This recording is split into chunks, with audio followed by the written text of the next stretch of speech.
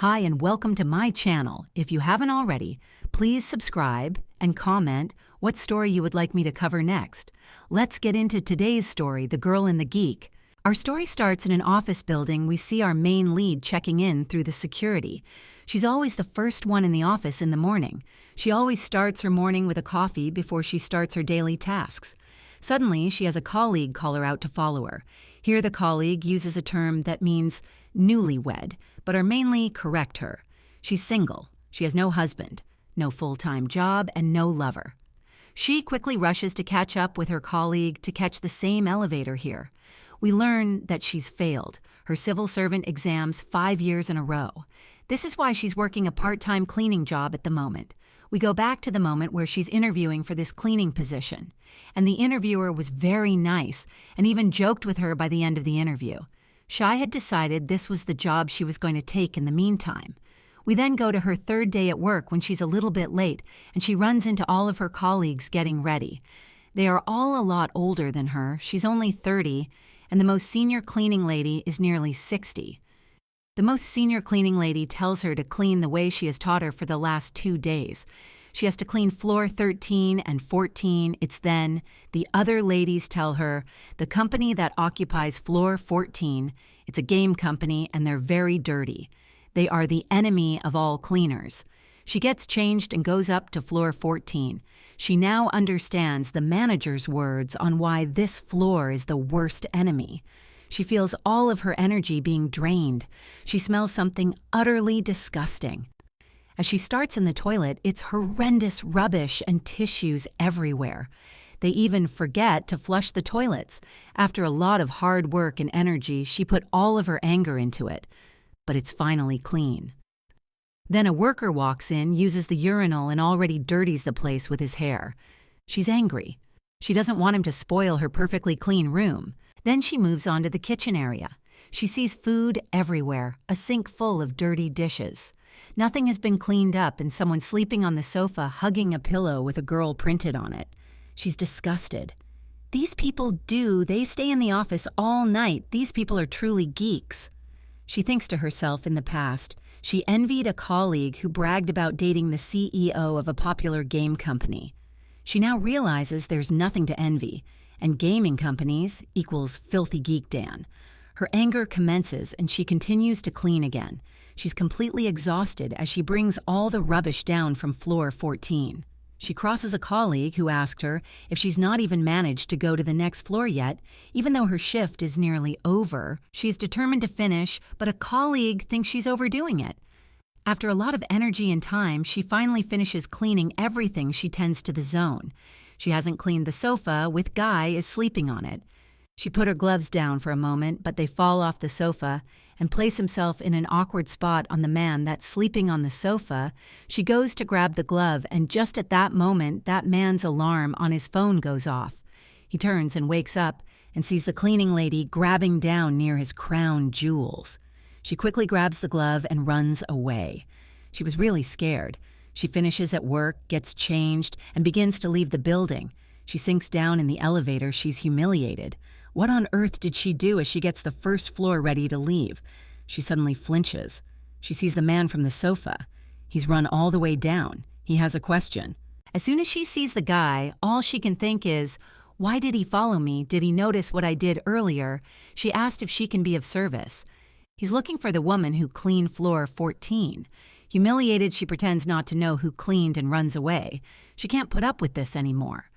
She goes to a local food stand and buys a sweet treat on the way. She sees her mother talking to some of her friends.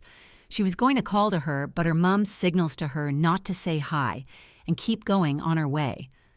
But before she managed to slip away, one of the other ladies notice her, then start to grill Nanhee's mom on if she passed the exam, if she has a job, and if she's getting married. Her mother is completely ashamed of her daughter after 6 years graduating from some nameless university and not even getting a job. She doesn't want to talk to her friends about this. Her mom then starts arguing at the dinner table with her if she's sure she'll pass the exam this year. Her father then tries to stop the argument, saying it will cause a stomachache as her parents continue to argue. She stands up from the table and claims she's done eating her mom, then tells her that she's put her study money on her desk, but then he says her mom doesn't have to pay for it anymore, as her part-time job will pay for it. She feels embarrassed that she's still getting an allowance at this age. She always feels less stressed after she's cleaned. She looks down at her civil servant books and she thinks back to how she felt at the beginning of the year. She's 30. She didn't accomplish anything. She can't even date because studying life doesn't end because you're 30, but being jobless at 30, she thinks she'll just give up if she doesn't pass this year. Thinking back to this fuels her on and she begins studying. Then we go to the next day. Her colleagues tell her she might be fired as the people on floor 14 made a fuss about a box she threw out. Apparently there was a toy inside that was valuable. She's confused. She's sure she checked all the boxes, and there wasn't anything inside. The people from floor 14 even checked all the bins, but they couldn't find it. She then goes up the floor 14 to find the development director, just to realize it's the same man she ran away from yesterday. She begins the conversation with him awkwardly asking what he's lost. He confirms that he definitely lost something, Nan. He is determined to replace it, but he replies that it's out of her price range and just looks at him blankly, then blurts out that she'll pay for a half of it. It's just a doll. How much could it be? The director then starts laughing. It's a limited edition figure. And the successful bid was over $10 million inside her soul leaves. Her no-way adult could cost that much. Thinking she's misheard, she asked him to confirm that $10 million wasn't the amount of money and it was a joke. He says money is money, but he can never buy that again. It was one of a kind. He mumbles as he walks away. She's so startled, how could a doll cost that much? He doesn't even look like someone that could afford something of that price. She's feeling very suspicious of him. Does he have some sort of receipt? He then flicks the receipt into her face. She can't believe it for real. Why would he spend this kind of money on something like that? He just answers back casually that you can't put value on something like this. She's so frustrated she can't believe she threw $10 million away into the bin, and it was someone else's money. The director simply says for her to go back to work as he has a meeting soon. She claims she won't be able to sleep knowing she threw that much away. He then goes back to saying that maybe she should pay for half of it. But she then takes his hand and says, how could she ever compensate him in money for something so precious? She then claims that he is responsible for not taking good care of it. And she says instead, she'll clean even harder from now. Anywhere needed, she'll clean the toilets, the air conditioning, even his house. He pauses. Did she say my house, confirming he brings her up to the 20th floor, thinking to herself she didn't mean this second as he put in the code to his door. He claimed it's going to be a bit messy as he moved in not too long ago. She's shocked this man lives in the penthouse of the building, but thinking how he slept on the sofa and was dirty. She can't imagine what the house looks like. She is stunned, clothes and rubbish everywhere. He casually walked into his house saying that he'd actually been thinking about getting a cleaning service to deal with this for him. But since Shai offered, he'll take her up on the service. She's not sure this is a home or a pig pen, readjusting his glasses. He looks back at her and asks if she's changed her mind. He just says that she has to roughly organize and definitely don't touch his room.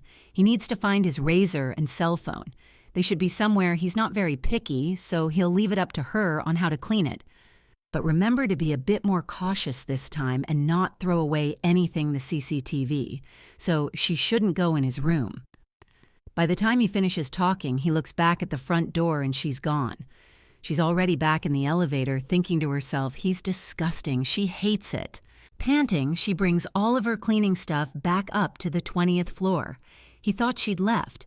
She says simply that she went down to the basement to get some supplies. Shai then asks him what he wants done. He simply replies he didn't want something that fancy, but she claims for his mistake. She should do this work. She then asked him to clarify where to start, but he just tells her simply to do a rough job just cleaning up the trash and go, and definitely do not go in his room, thinking to himself as he leaves, he forgot she was strange. Should he really leave her in his house all alone? In her 30 years, she's never been in a strange man's place all alone. It feels weird. She's never even cleaned a boyfriend's place. She's now on a mat. Home of a man she hardly knows. She begins cleaning and thinking back to how she could possibly throw something so expensive away. But this motivates her. She's going to do her best. She's going to do a job worth 10 million. She's all done. Cleaning that bed floor, it's not much, but Shy found his razor. She's confused.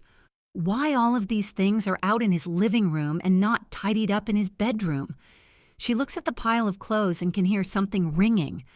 Oh, it's his phone is ringing. She picks it up instinctively. She thought it would be him calling to check in on her. She rises the other person on the phone as a girl and tells her that he's not home right now, but she should call the office as she tries to hang up. The other person screams, "Wait," and asks her if she's at the director's house and what her relationship is with the director. She's offended. What relationship? She's a nobody. She just came here to clean for a little bit. The other person says, "What cleaning lady picks up the phone?" She's confused, and then she hears the door opening. She turns around to see the director at the front door. She's in a bad position again. Is she in trouble? He walks back in. He thinks he left his wallet and just says, "Oh, you found my phone. Did you find my razor as well?" Shy stand, as soon as he walks in, he chucks his shoes and throws trash on the floor. She doesn't reply to him. She's thinking that's true. What cleaning lady answers the phone as he goes to grab his phone from her hands? She then asked him if he has a girlfriend. He's so surprised by this question.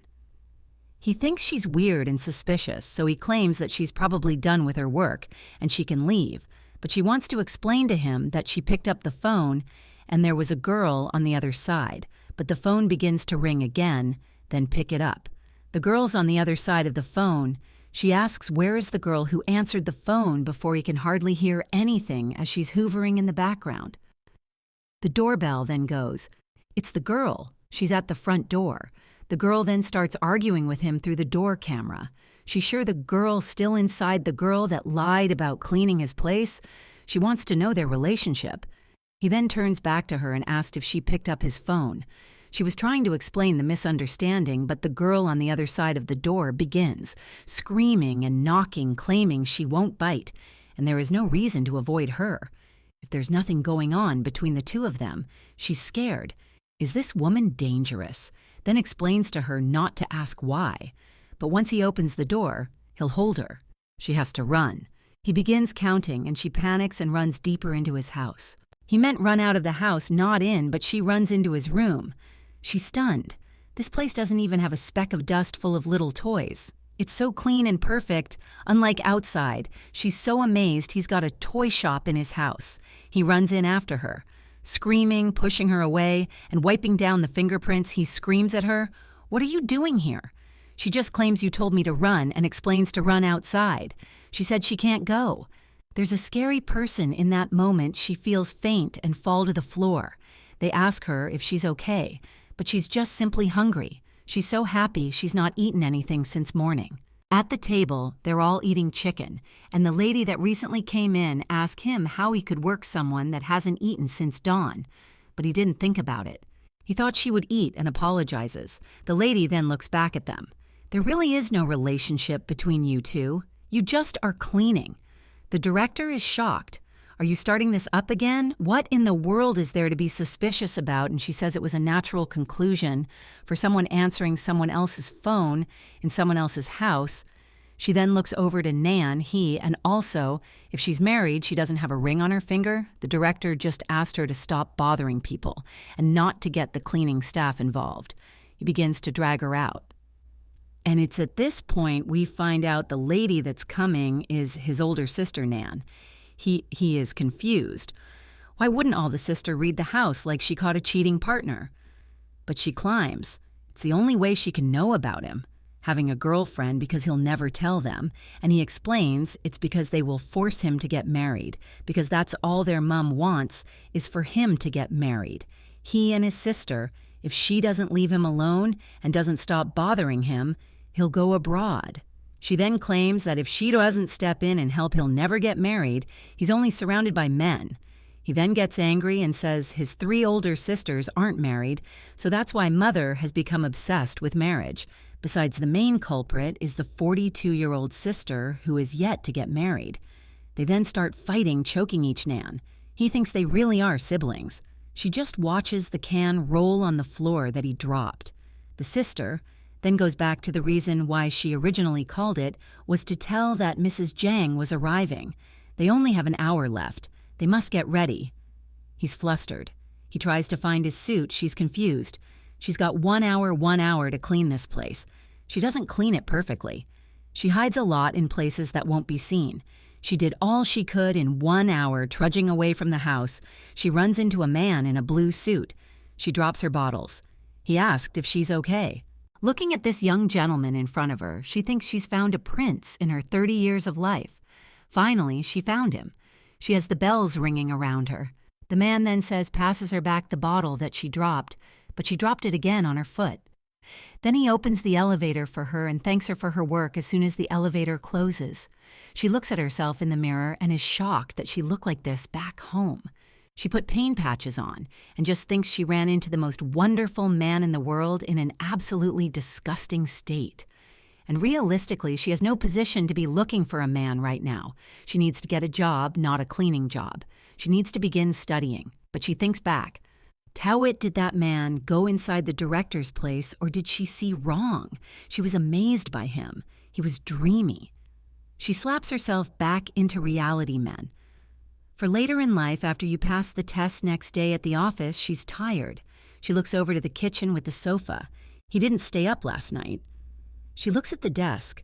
There are some trophies for the director, Dokuho. He's talented, but this doesn't matter. He's so messy. And she begins to clean up everything again. As she's pouring out the rubbish, she finds a wallet. She looks inside to find a picture of the man she saw yesterday in the suit. It's his wallet. She thought she'd never meet him again. Then suddenly Dokuho asks her what she's doing. She's scared by this and drops the wallet. She's just confirming she found it in the trash, and she was wondering if he was really checking it away. He confirms the wallet was old. He was throwing away but forgot the picture was inside. She then asked him if the picture was very valuable, and he confirms it was a picture from last year, when he volunteered in Africa with some colleagues. He then trips over and drops his mug and toothbrush as he goes to pick it up. He farts in her face and apologizes. He's a bit constipated, but believes this is a welcome sign. She's disgusted and sticks her head out of the window. Then, wearing a mask, she continues to clean. An old lady is knocking at the door. She's confused. She opens it up. She asked if she can help her. She says she needs an access card to get in, but the old lady claims her son works here. She looks around and claims that Hassan will never be healthy if he eats all this rubbish. The old lady looks back and asks that she hasn't been here very long, but she also started by cleaning buildings, so continue working hard. And if she works hard, good times will come. The old lady then goes over and starts touching the figurines and the toys. But Nan, he stops her and says that the sea owner, the director, really doesn't like when his thing's attached. And she even says that she accidentally threw away one of his toys that was 10 million and to try help the old lady out. She tells her not to touch things, so she doesn't end up in the same situation as her. The director then appears. He knows the old lady. Nanhee is shocked. How do they know each other?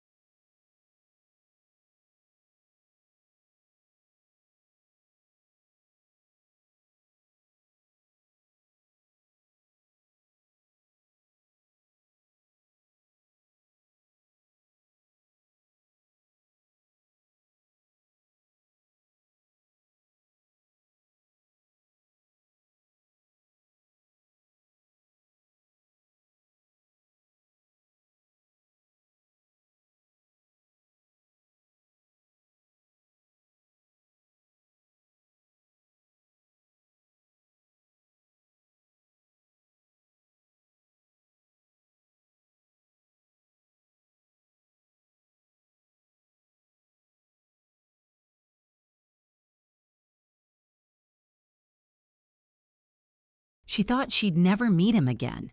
Then suddenly Dokuho asks her what she's doing. She's scared by this and drops the wallet.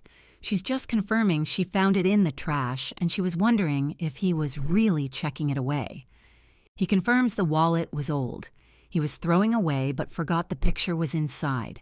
She then asked him if the picture was very valuable, and he confirms it was a picture from last year, when he volunteered in Africa with some colleagues. He then trips over and drops his mug and toothbrush as he goes to pick it up.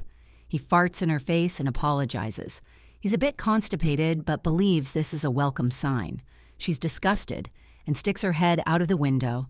Then, wearing a mask, she continues to clean. An old lady is knocking at the door. She's confused. She opens it up. She asked if she can help her. She says she needs an access card to get in, but the old lady claims her son works here. She looks around and claims that Hassan will never be healthy if he eats all this rubbish. The old lady looks back and asks that she hasn't been here very long, but she also started by cleaning buildings, so continue working hard. And if she works hard, good times will come. The old lady then goes over and starts touching the figurines and the toys.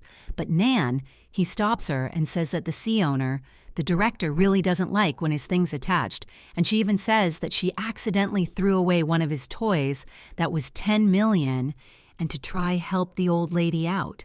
She tells her not to touch things, so she doesn't end up in the same situation as her. The director then appears. He knows the old lady. Nanhee is shocked. How do they know each other?